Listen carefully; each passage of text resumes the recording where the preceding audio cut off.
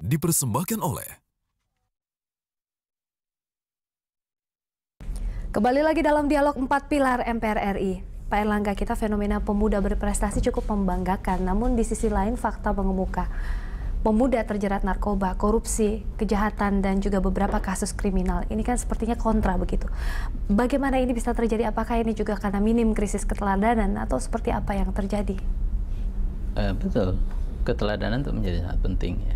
Keteladanan di dalam lembaga keluarga, keteladanan di peer group, di sekolah, ya, lalu kemudian di media atau public figure di media. Public figure banyak, misalnya artis-artis yang kemudian terjebak padahal mereka menjadi pusat perhatian publik. Ya, masyarakat itu haus. Apa yang mereka lihat, semacam looking glass self. Orang melihat, ya, melihat siapa yang dia lihat, kan gitu ya.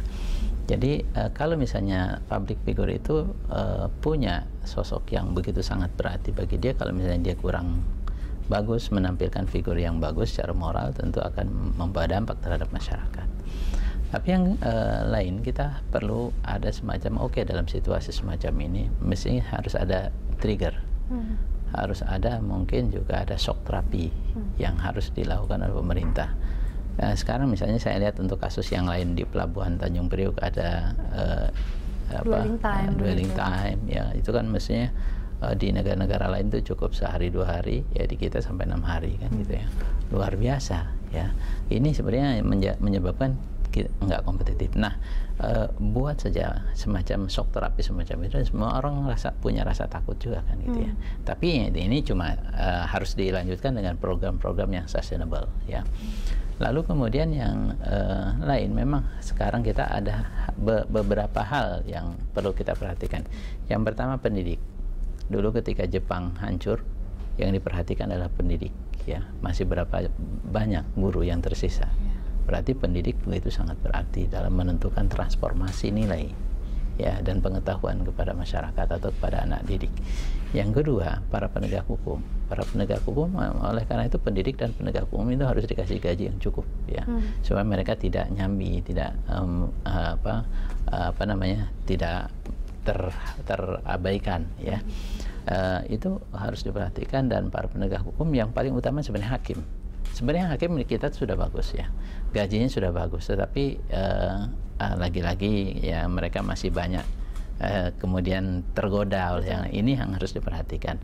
Meskipun sebenarnya jaksa, lalu kemudian KPK kan sudah, lalu kemudian polisi, lalu kemudian lapas, petugas lapas. Karena di dalam sistem peradilan pidana itu ada 4 komponen, ya. Yang pertama polisi, jaksa, hakim, dan petugas lapas. Nah, ini harus diperhatikan betul karena ini membawa implikasi terhadap ada namanya kontrol sosial. Dan kontrol sosial itu ada 2, untuk internal orang itu rasa takutnya tinggi kalau terjadi sesuatu. Yang kedua untuk masyarakat, ya. Jadi ini yang harus dilakukan oleh pemerintah. Lalu untuk pekerjaan-pekerjaan yang lain yang sangat penting, misalnya para saintis, ya, saintis atau para peneliti yang betul-betul mereka fokus, ya, dan sangat berarti buat pengembangan, ya, bangsa ke depan, pengembangan ilmu pengetahuan ke depan itu perlu. Nah, sekarang gaji saintis, gaji dosen, gaji itu kalah sama artis yang cuma tampil sekian 1 jam 2 jam bisa 70 juta, 100 juta. Dosen 1-2 jam paling dapat 2 juta gitu, ya. Ya kan. Nah, ini yang perlu mendapatkan apresiasi.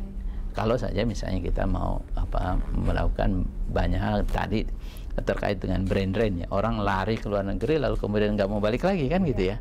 Nah, ini caranya adalah memperhatikan aspek itu. Pak Muzamil, peran pemerintah ini dipertanyakan juga begitu ya. Bagaimana bisa mengakomodir semua hal ini begitu agar masalah bisa mungkin kita eliminir begitu, Pak?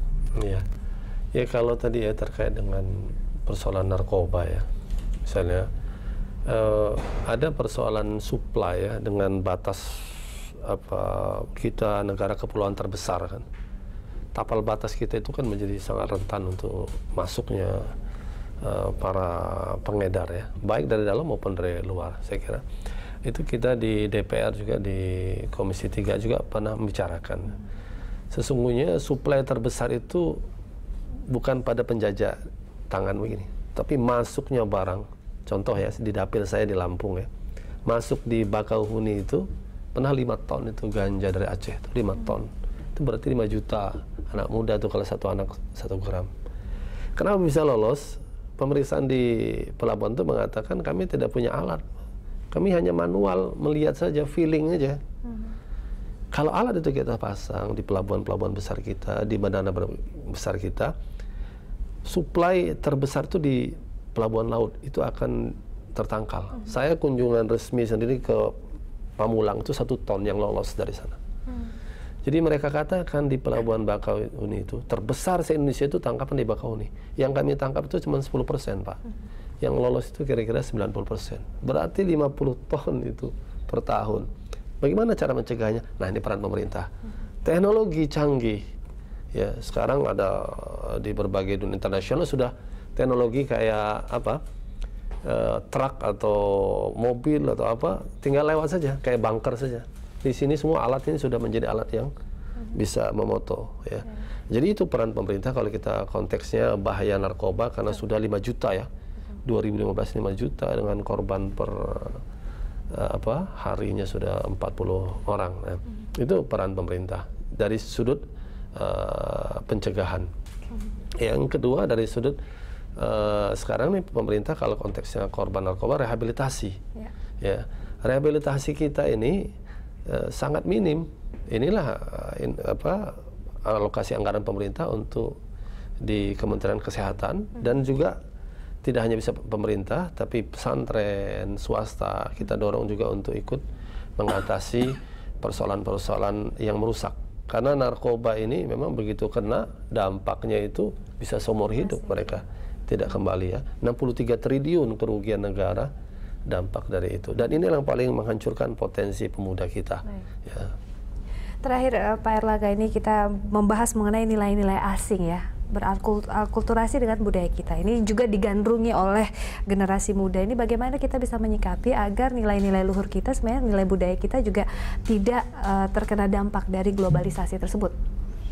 Kalau soal nilai luhur itu kan ada di Pancasila ya. Pancasila saya kira untuk perlu didiseminasi, perlu diurai juga ya nilai-nilai itu kepada masyarakat terutama kalangan pemuda. Jadi nggak semacam ada pemuda itu perlu menerapkan nilai Pancasila, nggak secara otomatis. Jadi harus ada kemampuan para pemuda untuk bisa beradaptasi dengan nilai-nilai luhur tadi kan gitu ya. Karena para pemuda seringkali dia nggak sadar bahwa dia berada dalam situasi yang baik, dalam nilai-nilai luhur, tetapi juga nggak sadar bahwa dirinya berada dalam nilai-nilai yang di luar dari nilai-nilai luhur tadi. Nah ini barangkali yang perlu kita kembangkan. Nah ini melalui apa? 4 namanya agen sosialisasi yang sangat strategis. Yang pertama adalah keluarga. Keluarga itu disebut di dalam teori-teori ya sosial itu disebut dengan barikade terakhir dalam proses demokrasi. Jadi kalau di luar itu berbagai macam perilaku-perilaku negatif, ketika masuk ke dalam rumah ada rem, ya, ada barricade, ya, ada penghalang, gitu ya. Di dalam rumah terjadi keluarga yang sakinah, mawaddah warahmah, kan gitu ya. Bisa terjadi transformasi nilai yang baik. Nah ini bisa terfilter. Yang kedua peer group. Peer group atau teman bermain anak-anak itu atau para pemuda itu pemerintah kurang aware, kurang sadar, kurang memperhatikan bahwa itu adalah agen sosialisasi yang sangat strategis. Itu perlu dikawal mestinya, harus diprogram. Jadi dengan cara apa? Dengan public area, public area yang bagus. Misalnya sekarang kita kan nggak ada area balap motor. Disediakanlah oleh pemerintah. Di situ ada tempat bersosialisasi, berkreasi segala macam gitu ya. Lalu kemudian tempat untuk misalnya tempat-tempat taman-taman itu mestinya harus difasilitasi juga dengan ada di situ ada pekerja sosialnya, ada psikolognya, ada mungkin dokternya segala macam yang bisa saling ini. Dan itu harus disediakan oleh pemerintah ya. Dan kalau pemerintah harus menyediakan program-program yang tapi para pemuda atau anak-anak itu nggak merasa jenuh. Baik. Ya. Baik. Lalu yang ketiga ada sekolah. Sekolah itu jangan dysfunction sekarang. Sekolah cenderung ke arah reproduksi skor, memproduksi nilai. Agama diukur dengan nilai. Kan padahal enggak, sebenarnya harus agama itu dengan kualitatif. Jangan meskipun dapat dikuantifikasi ya, tapi harus diukur dengan kualifikasi, dengan nilai. Nilai seperti apa orang kayak ini. Nah, itu penilaiannya itu harus hubungan antara guru dengan murid itu harus sangat dekat. Ya, nah kita kan seringkali jauh ya. Lalu yang keempat adalah media massa. Media massa itu aspek yang sekarang yang sangat strategis, dan media sosial. Ya, media sosial itu seringkali memberikan gambaran-gambaran tentang fakta sosial yang terjadi. Itu salah satu bentuk bagaimana pengembangan nilai-nilai luhur bangsa Indonesia. Terima kasih Pak Erlangga, Pak Muzafir telah hadir dalam perbincangan kali ini. Sama-sama. Sampai di sini kebersamaan kita dalam Dialog 4 Pilar MPR RI. Saya Indri Soekardi, mewakili kerabat kerja yang bertugas undur diri. Terima kasih atas perhatian Anda. Sampai jumpa.